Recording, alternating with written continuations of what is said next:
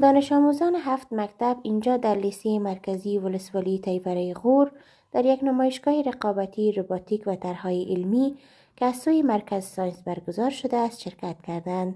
آنان در این نمایشگاه تمام وسایل و ابزارهای ساخته شده خود را با استفاده از مواد محیطی و محلی تهیه کرده و در دید عموم قرار دادند.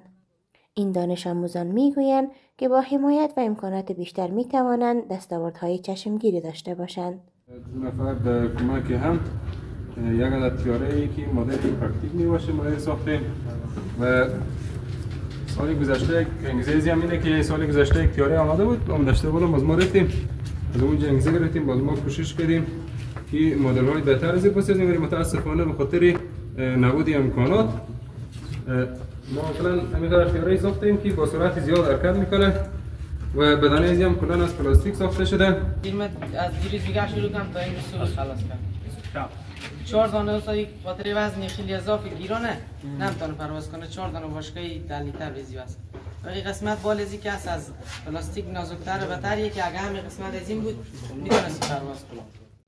مسئولان مرکز ساینس و برخی از آموزگاران ولسوالی تیوره از ابتکارات دانش آموزان این ولسوالی قدردانی میکنند و میگویند که در این نمایشگاه رقابتی 73 طرح مختلف در بخش روباتیک و طرح‌های علمی به نمایش گذاشته شده است.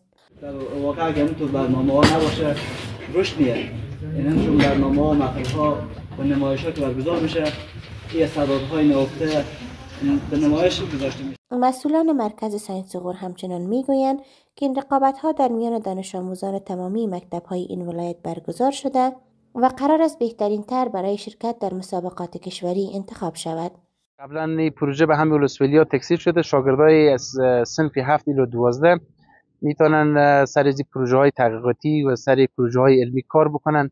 مثلا در بخش روباتیک باشه، در بخش ساختن مدل‌ها و طرح‌های جدید داشته باشن، در بخش مدل‌های ساینسی. آژانس خبری پژواک انعکاس دهنده حقایق.